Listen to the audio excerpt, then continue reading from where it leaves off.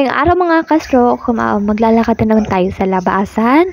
At kanina pala nung entrance talaga, pinakita ko yung bahay namin. At yun talaga yung bahay namin. At ayan, lalabas na ako kasi medyo umaraw-araw na. At sa ibang part ata ng Pilipinas medyo maulan, pero sa amin umaraw na ngayon. Kaya lalabas tayo para mag-exercise ulit kasi nagbago na talaga yung paglalakad ko simula nung natenga ako for ilang months yun, diba?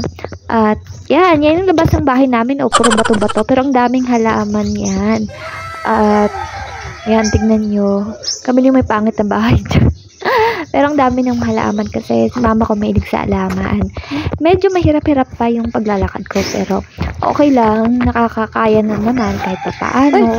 At ayan, si Chuchu, sinalubong na naman ako. Nahihirapan ako maglakad, baka maapakan ko siya, sabi ko sa kanya. Chuchu, wag ka dyan, baka maapakan kita. At dyan pala ako naglalakad, mga ka-stroke. Ayan, hanggang labasan niya, medyo malayo-layo, diba? Yung lalakaran ko, pero konting semento at saka mga bato-bato, hindi. Ayan, malayo pa kasi, nandun pa yung labasan talaga, I mean yung kalsada. Diyan ako naglalakad-lakad kasi hindi pa ako pupunta ng park, hindi pa ako pinapayagan sa park. Okay, kita nyo, medyo okay yung araw, at saka maganda talaga magpa-araw, no? Parang ang tagal ko nang hindi nagpapa-araw. Ayan, medyo maano lang talaga yung pag-video ko, maalog kasi nga medyo nahihirapan ako maglakad kasi dahil sa natenga ako. So, dyan muna tayo maglalakad-lakad at sana hindi kayo mahilo. Ako tuloy nahihilo dito. Alam niyo mga ka-stroke, gusto kong sabihin tayo sa inyo to na paulit-ulit na kung kaya maglakad sa labas, maglakad kayo mga ka-stroke at huwag kayong tumigil kasi pag tumigil kayo, tignan yung nangyari sa akin, nahihirapan na po talaga ako maglakad. As in, hindi lang masyadong halata pero ang totoo niya, nahihirapan na talaga ako sa balance ko. Nagbago. So, ang dami nagbago, no? Huwag tayong makampante. Sinasabi ko nga sa live ko na huwag tayong makampante sa katawan natin na okay na tayo, medyo okay na tayo makalakad, ganun. So, titiik na tayo, hindi ganun po. Kailangan magtuloy-tuloy po tayo. At ayan, yan paling kalsada sa amin, medyo malayo. So, hindi ako pupunta sa kalsada. Hanggang dito lang ako sa loob. Bumabaha dyan kasi pababa, diba? Pero buti na lang at hindi laging umuulan. So, ayun, nakakapaglakad-lakad tayo. O hindi siya kagaya sa park, pero okay na rin, diba? At least, malapit lang tayo sa bahay natin.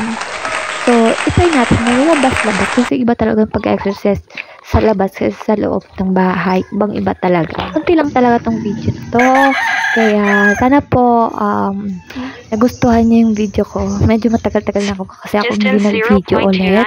So, at gusto ko pala mag-shout out bago magtapos kay Delphine at kay Neil Oreta. Maraming salamat guys. Pakita ko sa iyo yung picture ng gusto ko sanang i-vlog na mga tanim kaso hindi ko mai-vlog kasi hindi ako makapunta sa bukid. So, pakita ko na lang dito sa inyo. Konting picture lang naman. Panoorin niyo to guys. Oh, di ba bongga? Ang ganda. Ang ganda ng mga picture nila mama dyan. Pictures lang siya guys kasi hindi tayo makapunta dun sa bukid. So, yan lang munang mapapakita ko sa inyo.